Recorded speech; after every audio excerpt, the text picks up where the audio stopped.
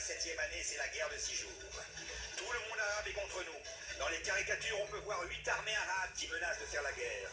Et le Saint béni soit-il nous fait tenir dans un coin et nous dit « Peut-être maintenant, mes chers enfants, vous comprendrez pendant ce long laps de temps que ce n'est ni par l'armée ni par la force, mais seulement avec l'Esprit de Dieu. »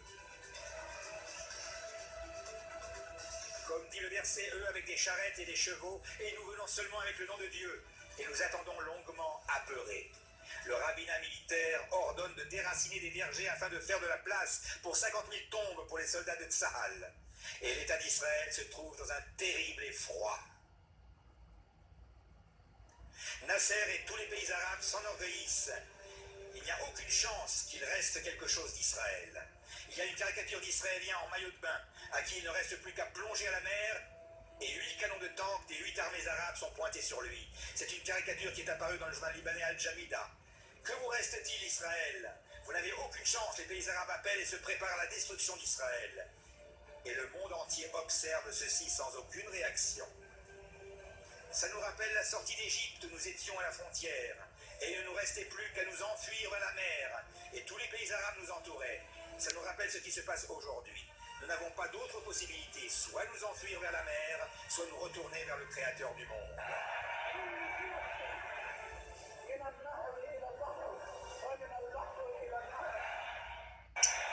Le 5 juin 1967, Israël est entouré de toutes parts et la guerre commence. Le front égyptien, jordanien, irakien, l'Arabie Saoudite, des guerriers issus des terroristes palestiniens, le front syrien et le front libanais. 7h46, les avions de l'armée de l'air attaquent les aéroports dans le Sinaï en Égypte et en moins de 2 heures, 450 avions ennemis sont détruits. 8h15, la division Tal sort en direction du sud de la bande de Gaza et vers le site de Rafia. 10h15, la brigade numéro 7 part en direction de Khan Younes. 19h, 2 régiments de tanks de la brigade numéro 7 pénètrent à El Arish. Le 6 juin à 6h du matin, la division Sharon finit de prendre possession de Maharoun Katef et Abu Aghela. 13h, Gaza est conquise. 16h, Ras el Nakeb est conquise. 18h30, le carrefour de Jabel Nib est conquis. 20h, l'armée égyptienne reçoit l'ordre de se retirer. En 2 jours seulement, ce front est terminé. De l'autre côté, il y a le front jordanien face à Jérusalem. 9h45, les Jordaniens bombardent Jérusalem et le centre du pays. 12h, les avions irakiens et jordaniens attaquent Israël. 12h25, on commence la riposte, attaque des avions en Jordanie. 13h, les Jordaniens s'emparent d'Armon al-Natsif. 15h, Israël attaque l'aéroport A3 en Irak et le détruit complètement. 15h30, on reprend Armon al-Natsif. 9h26, Sourbacher et Moussa Paparamon sont conquis. 19h30, des canons jordaniens bombardent Tel Aviv. Le 6 juin, à 3h du matin, Latroun est conquise. 5h30, la brigade numéro 45 pénètre dans Jenin. 6h15, les parachutistes de la brigade numéro 55 s'emparent de Givat Moshet. 8h du matin, la conquête du nord de Jérusalem est terminée. 10h du matin, c'est Givat Miftah. Et à 13h, on termine la conquête de Jenin. 17h, Shrem est conquise, le tombeau de Yosef. On arrive à Yosef, notre ancêtre.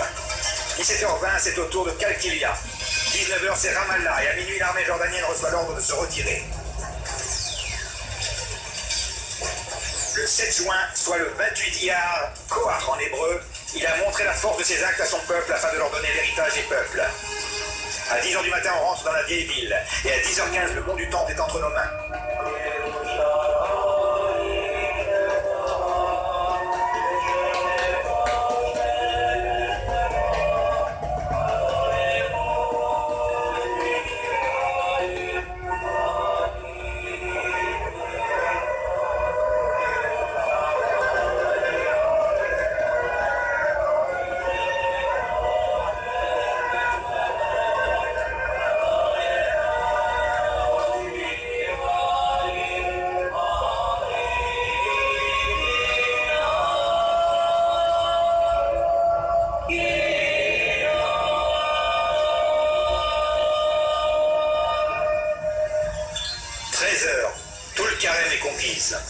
À midi, le combat est terminé.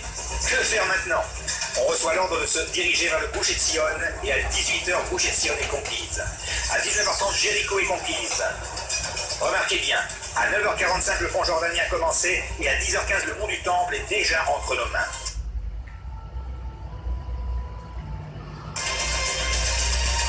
Après 24h30. Comment un peut-il poursuivre 1000 et 2 mettre en fuite 10 000? En 3 jours, la vieille ville, tout le Carême et Shrem sont entre nos mains. On commence la semaine avec une guerre et mercredi, presque tout est entre nos mains. On reçoit l'ordre de conquérir Hebron à 6h du matin et à 6h30, Hebron est conquise. Le 8 juin à 13h, la guerre est terminée. Et que reste-t-il? En 4 jours, tous les fronts ont été achevés. Il ne reste plus qu'un front, le front syrien. Le front syrien a été complètement abandonné. Les avions syriens ont attaqué Haïfa et Rosh Pina, que nous n'avions pas assez d'armées pour riposter. Le 9 juin, 4 jours après le début de la guerre, à 7h20 du matin, le ministre de la Défense ordonne d'attaquer le Ramat Golan. À 11h30, la brigade numéro 8 se prépare et commence le combat contre les Syriens dans le nord de Ramat Golan. À 11h30, début du combat. À 18h30, cessez-le-feu. 7 heures de combat et la guerre est terminée. C'est la fin de la 7e année. Comme il est dit, la 6e année, il y aura des bruits, la 7e, ce sera la guerre, et à la fin de la 7e, le Mashiach vient. Qu'avons-nous dit au Saint béni soit-il? Avons-nous dit au Saint béni soit-il, merci beaucoup pour tout ce que tu as fait? Avons-nous dit, ce jour, Dieu nous l'a fait, allons nous réjouir? Les Arabes se sont enfuis en laissant leurs chaussures. Le Waqf ne s'attendait pas à ce que Moshe Dayan le recherche, et lui a donné les clés du mont du Temple, il ne s'attendait vraiment pas. Et seulement 7 heures en finir avec le front syrien, 24h30 avec le front jordanien, Shrem en 2 heures, Jénin en 1 heure. Pour sortir ma tête Yosef du tombeau de Yosef, ça a été un combat de 13 heures qui a échoué. Et là, nous ne remercions pas le Saint béni soit-il. Mais nous avons dit, ce sont nos bombardiers, ni plus ni moins, c'est tout. Et remercier le Saint béni soit-il, non, c'est trop demandé. Et juste après la guerre, on gonfle le thorax, toute la terre est entre nos mains. Gaza, Jéricho, Shrem, Sanour, le tombeau de Joseph, le Sinaï, le tombeau de Rachel, le mont du Temple, rien ne manque. Dire merci au Créateur du monde, non, c'est difficile. Par contre, on remercie Tsahal. Les drapeaux de la victoire flottent dans tout le pays avec les généraux de Tsahal qui défilent et Israël croit en Tsahal. Et qu'en est-il des remerciements au Saint béni soit-il? Le seul remerciement qu'il ait reçu est qu'on ait décidé après la guerre de commencer à faire marcher la télévision le Shabbat. Avant la guerre, même à un juif loin de la Torah et des mitzvot, il semblait évident qu'une télévision israélienne ne soit pas allumée le Shabbat. À la fin de la guerre, après tous les combats, le Saint béni soit-il regarde ce peuple qui est têtu et là, il recommence.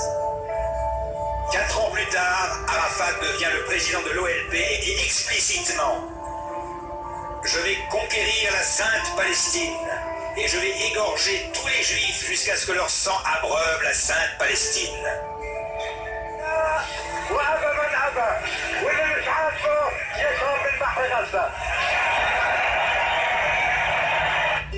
Le Créateur du monde attend la réaction du peuple d'Israël qui ne comprend toujours pas les allusions. Le Créateur du monde nous dit: vous ne comprenez toujours pas? Eh bien, je vais vous expliquer. 26 ans après la proclamation de l'État d'Israël, la valeur numérique du nom de Dieu, le jour de Kippour, à la fin de la 7e année, une nouvelle guerre commence. La guerre du jour du jugement, la guerre de Kippour. Et cette fois-ci, pas 8 armées, mais seulement l'Égypte et la Syrie. À un tel point que Golda Meir a longtemps hésité avant de l'annoncer. Nos pertes sont énormes, un grand coup. Et grâce à Dieu, malgré tout, il y a eu un miracle. Le front syrien était sur le point de nous écraser. Emek Abacha, Avigdor Kahalani, la troupe Svika. Les Syriens se sont avancés jusqu'à la rangée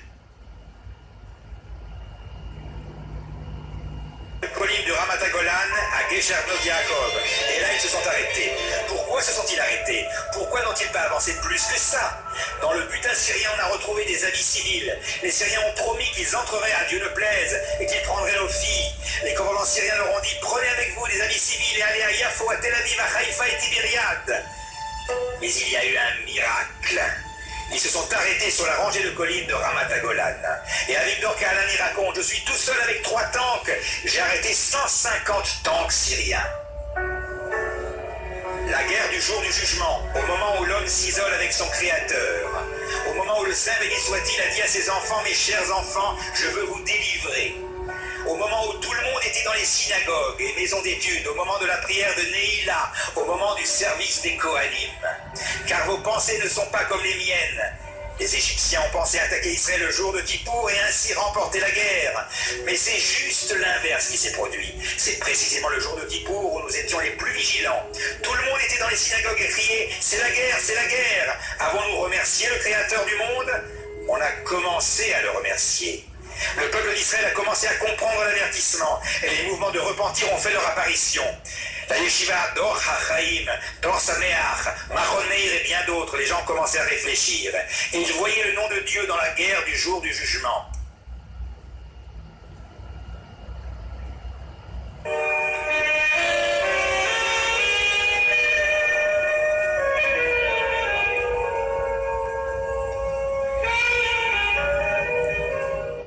Mais la question est toujours en suspens jusqu'à aujourd'hui. Comment se fait-il que les Syriens se soient arrêtés sur la rangée de collines de Ramat Golan? La réponse est écrite par un combattant du Mossad qui a questionné le commandant de la 9e division syrienne dans le Ramat Golan. Ils ont demandé au commandant de la division « Pour quelle raison vous êtes-vous arrêté dans la rangée de collines de Ramat Golan ?» Et le commandant répond « Je voudrais bien te voir à ma place. Comment peux-tu traverser la rangée de collines syriennes lorsque tu as en face de toi une rangée d'anges blancs qui se trouvent sur ces collines ?» Et il y a une main blanche qui est sortie du ciel et qui m'a fait signe de m'arrêter. Alors je me suis arrêté. Lorsque les soldats israéliens ont vu les Syriens en rang face à eux et qu'un seul tank a suffi à faire reculer une rangée de tanks syriens, ils ne comprenaient pas ce qui se passait. Même pendant la guerre de 6 jours, lorsque l'un des commandants de la brigade des parachutistes était en visite au Pentagone aux États-Unis, il a demandé à ce qu'ils examinent les combats. En 2 heures, Shrem et conquise. Comment se fait-il qu'en moins de 24 heures, le mont du Temple se trouve entre nos mains? Le commandant de la brigade des parachutistes a demandé au responsable du Pentagone américain « Analysez-moi le combat de la guerre de 6 jours ».